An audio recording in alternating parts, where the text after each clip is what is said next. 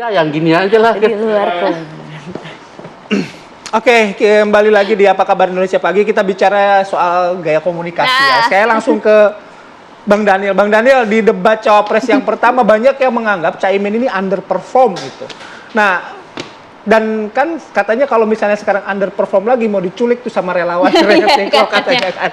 Nah, sekarang buat persiapannya gimana kira-kira yang menjadi poin plus ya nanti dari gayanya Caimin apa? Apakah si selepet ini juga atau mungkin ada lainnya lagi yang mungkin akan menjadi jagoannya Caimin nanti? Ya, kita berharap emang Caimin ini muternya nggak habis-habis, tetapi kita sudah meminta Caimin segera istirahat sehingga bisa punya energi yang cukup untuk debat besok ya. Saya rasa kejutan-kejutannya itu tidak terlepas dari karakter aslinya Caimin lah. Yang penting selama karakter asli Caimin muncul itu akan seru ya. Jadi dengan gaya humornya, dengan gaya kritisnya, dengan gaya nakalnya itu bisa membuat lawan nanti terpana, membuat lawan terpojok, tidak ada rasa kaget. Nah, sebenarnya itu yang kita harapkan ya.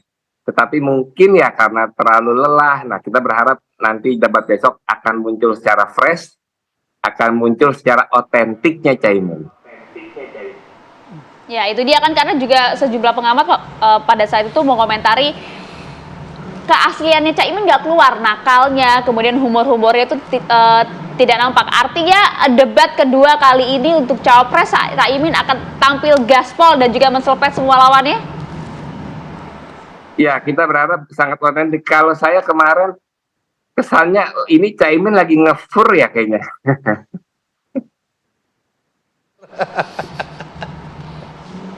Aduh, bahasa-bahasa game ya. Oke. Kita berharap nanti lebih otentik lah muncul. Lebih otentik. Udah disiapkan ya persiapan-persiapan kalau misalnya menjawab nanti singkatan-singkatan lagi ya. Kalau kan sudah dirubah aturan debatnya. Oke, betul Bang Daniel Caimin. Saya mau ke siapa dulu ya? 02 lah. 02 ya, 1, 2, 3 ya. Nanti saya disangka nggak adil lagi. Mas Gibran gimana? Mas Gibran harus diakui ketika cawapres yang kemarin itu kan menjadi top performer ya kemarin. Nah, gaya-gaya seperti ini masih tetap dipertahankan sebagai strength-nya atau mungkin ada strategi lain karena ini adalah pamungkas nih di cawapres.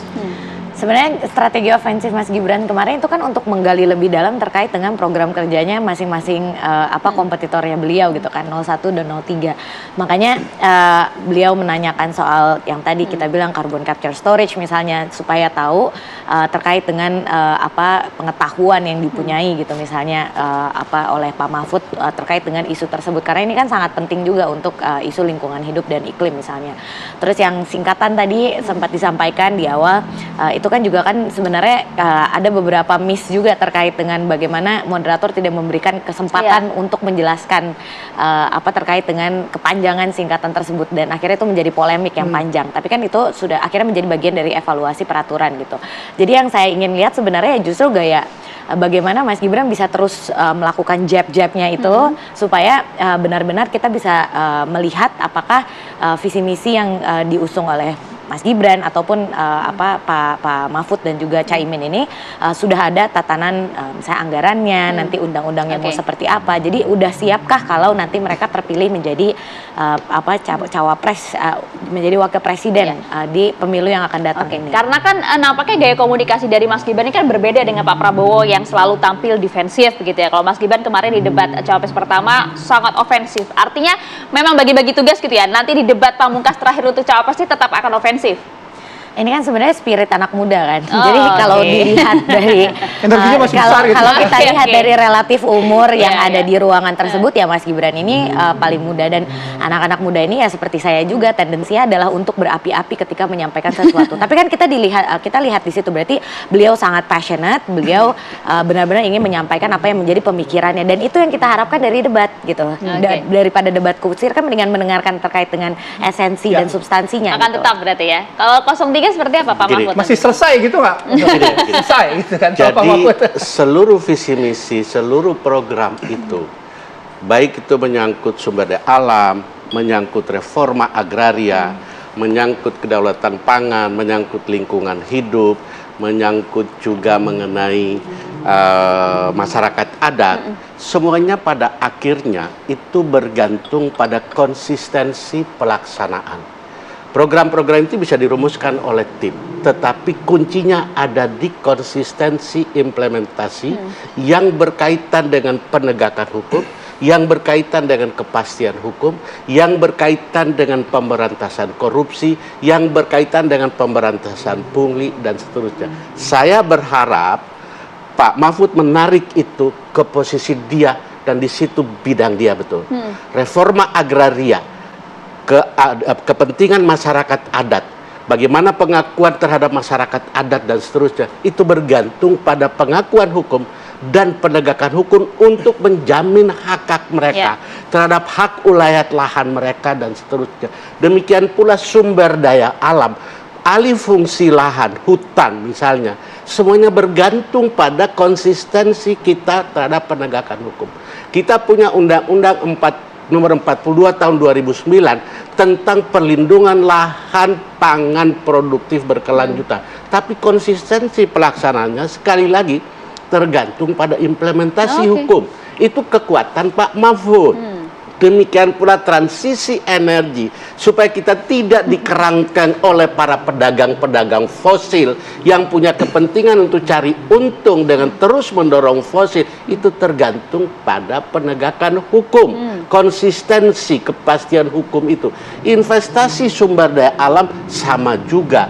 Kedaulatan pangan kita untuk menjamin produktivitas pertanian tanpa membuka ruang terhadap impor, itu konsistensi pemberantasan korupsi, pemberantasan rente untuk impor terus-menerus supaya mereka dapat untung untuk kepentingan ekonomi mereka. Itu konsistensi yang harus dijaga. Tapi bagaimana misalnya menjelaskan, tadi karena Bang Sony menyebutkan soal konsistensi hukum dan juga implementasi hukum, menjelaskan kalaupun misalnya nanti disoal bahwa yang seharusnya mengimplementasikan konsistensi hukum kan juga posisinya Pak Mahfud saat ini sebagai Menko Polhukam. Betul. Dia sudah mengungkapkan, membongkar banyak pelanggaran dan korupsi yang terjadi selama ini. Tapi pada akhirnya kan dia hanya pembantu presiden, ya kan? Keseriusan dan komitmen itu ada di tangan presiden untuk eksekusi banyak hal.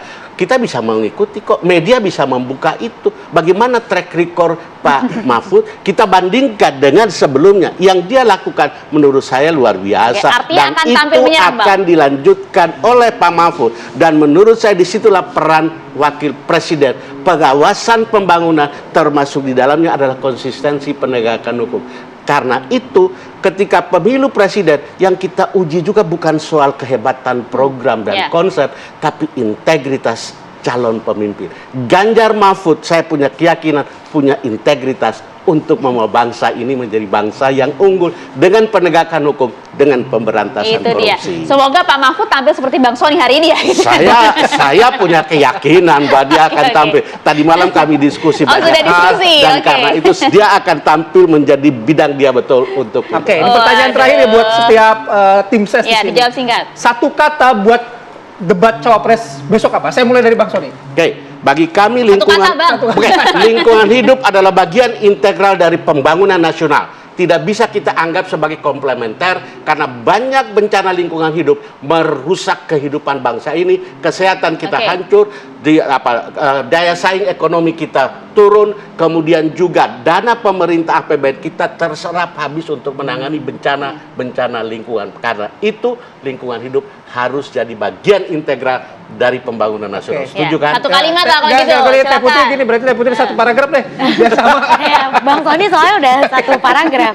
Enggak, ini kan semuanya terkait dengan masa depan kan. Jadi saya yakin nih paslon 01, 02, 03 sama-sama mau pertumbuhan ekonomi yang berkelanjutan. Kalau kita kan targetnya 6-7% kan Prabowo Gibran, dan dalam hal itu berarti transisi energinya harus jalan, tapi juga harus dibarengi dengan penjagaan lingkungan hidup yang lebih sempurna daripada sekarang. Jadi kan ini membutuhkan banyak sekali perbaikan kan dari apa yang sekarang sedang terjadi.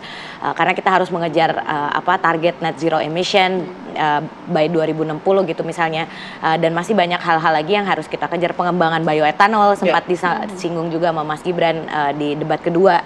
Dan kalau ada political will di situ, kalau ada niat dari Mas Gibran yang sekarang sudah beliau buktikan sendiri, ya saya yakin untuk memimpin transisi energi dan ekonomi berkelanjutan di 5 tahun ke depan ini, ya Mas Gibran sudah paling siap lah. Oke, bagaimana dengan 01? Silakan, Bang Daniel. Ya, makasih. Selamatkan bumi, selamatkan Indonesia. Itu bisa kita lakukan kalau pemimpinnya tidak serakah. Menarik, oke. 03 dengan sumber daya alamnya, dengan lingkungan hidupnya, dan juga energi untuk 01. Kita lihat nanti jalannya debat pamungkas Cawapres ini besok minggu akan hadir seperti apa. Terima kasih banyak, Mbak. Terima kasih juga Bang Sony. Bang Daniel, terima kasih banyak sudah. Jangan lupa ya menyaksikan debat calon wakil Presiden. presiden besok di TV One mulai pukul 16.30 bersama rekan Alfat dan juga Putri Viola. Betul Terima kasih. sekali. Siap. Mbak Putri, Semoga salam untuk Pak Akom ya. Siap, Pak siap. Akom. Lagi nonton, lagi nonton. ya. Lagi nonton. Oke, terima kasih semuanya. Terima kasih. Selamat beraktivitas kembali. Selamat pagi. Kami jeda. Nanti kami akan kembali dengan informasi dari GBK mengenai Harla Muslimat NU. Sesaat lagi di Apa Kabar Indonesia Pagi.